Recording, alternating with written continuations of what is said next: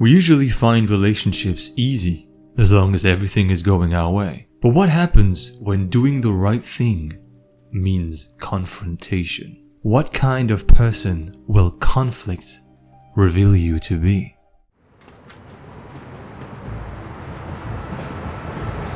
You need to stop the train.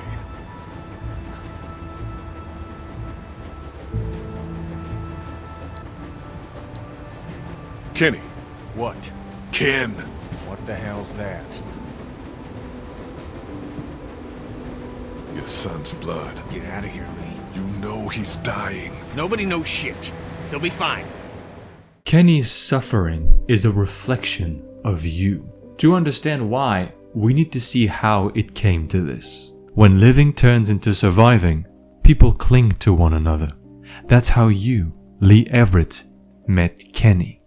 Together, you led a small group of survivors, watching each other's backs as the world fell apart, making terribly hard choices in order to protect the ones you love.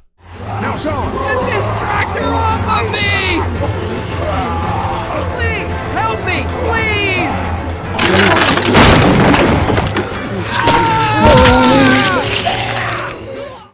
I'm sorry.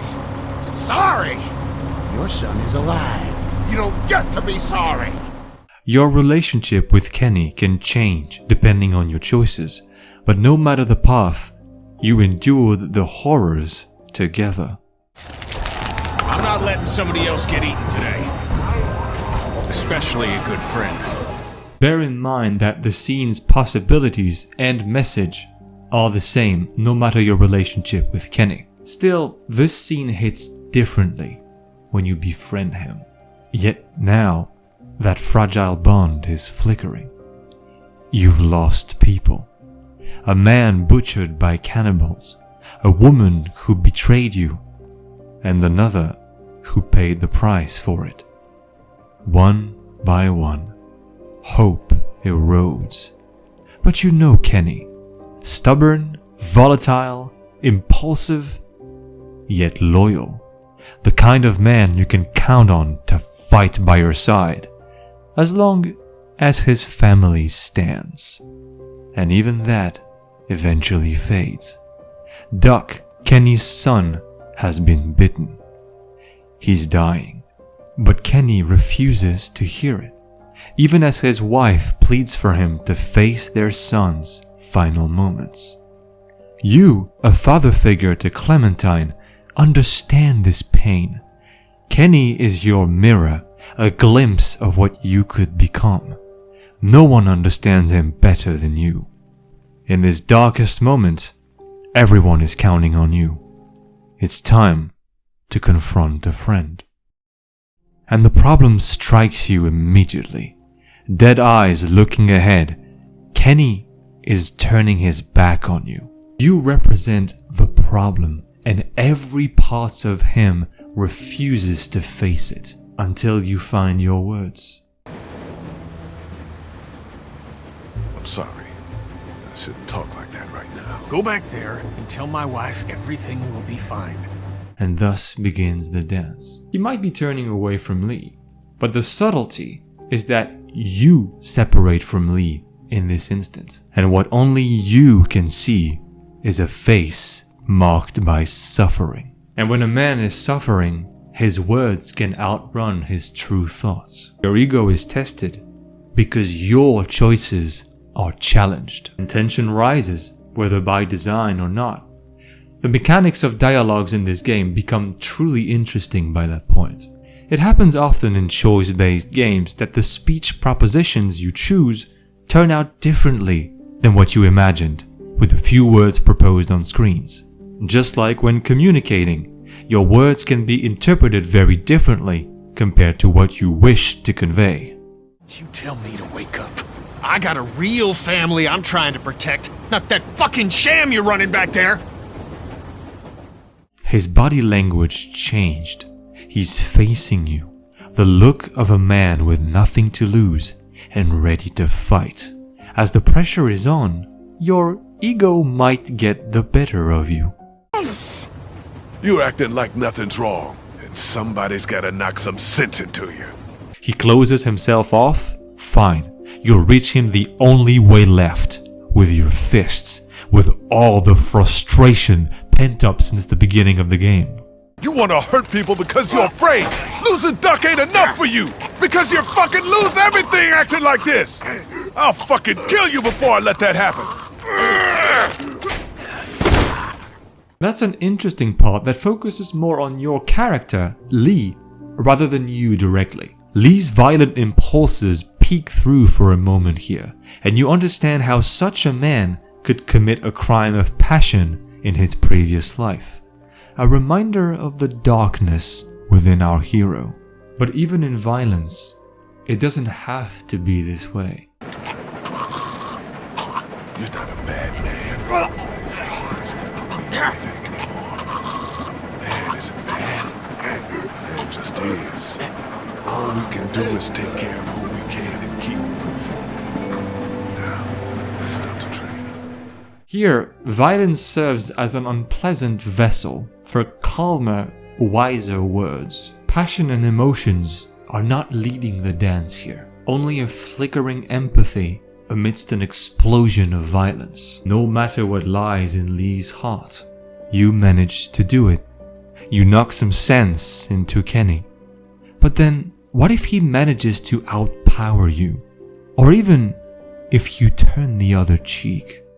Just leave me the fuck alone! I don't need you, and Doc doesn't need you! I fucking hate you, Lee. Do you hear me? I don't know what to do. Let's stop the train.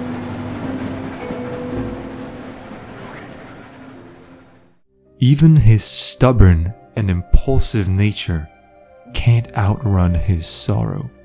He realizes it himself, no matter what you do. You served as a catalyst for his rage to let go, revealing his bleeding bare heart. And he stops the train. It's important. He had it in him from the beginning. He was just afraid, and this slippery violence could have been avoided.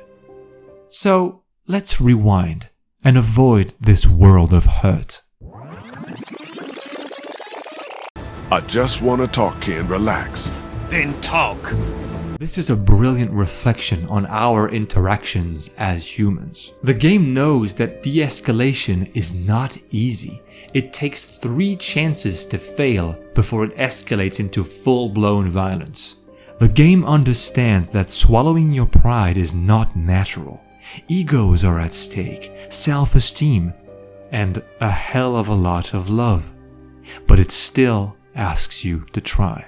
By talking to your friend. Truly touching. Care, chasing away the clouds of fear. And now, it's about finding the right words, the other path, compassion.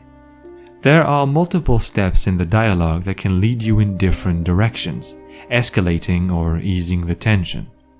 At first, your words barely graze Kenny's shell. But if you're patient enough, if you're understanding enough, the cracks begin to show. You think you're the reason Duck was bitten? Like you had this coming or something? It becomes clear.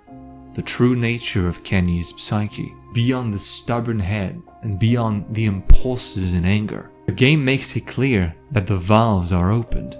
No matter what you do next, Kenny will understand. And there, you step in. What kind of friend will you be? You can put him down for being selfish and call for his responsibility as a father and a husband. That will definitely ground him brutally. You can also tell him to get over it, and that's how life is now. A tough life until death brings its peace. Not a much more reassuring word. Or you can push your compassion until it reaches his heart. You didn't kill Herschel's son. Yes, I did. And now it's catching up to me. That's not what went down. You looked out for your kid, and a bad thing happened to someone else's. There ain't no way this world lets my son live. when I help put someone else's in the ground. That's not the way it works. You know that. Stop the train, man. You can see the exact moment where Kenny loses the strength to keep the anger up, and his heart finally shatters. With a friend's hand on his shoulder, Kenny stops the train, with no violence needed, whether through force or words. Bear in mind that the outcome is the same, no matter your reactions. Besides, in the game's coding and in Kenny's relationship system, Kenny will not harbor any resentment if you used violence here. The game is not judging you. Only you can do that. I'm sorry.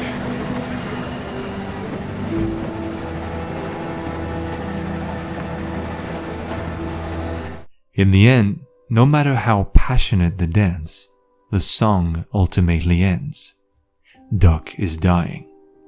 Kenny must face his deepest fear, losing his family. But how he gets there, that's on you.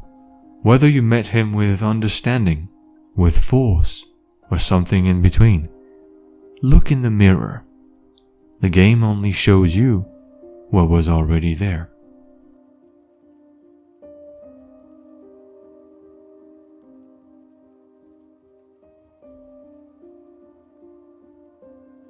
If you appreciated this and you want more of these kinds of analysis, please consider subscribing and liking the video, because it helps me a ton and you'd be very welcomed. But in the meantime, that was it for me for today. So I will see you soon for another video. See you then.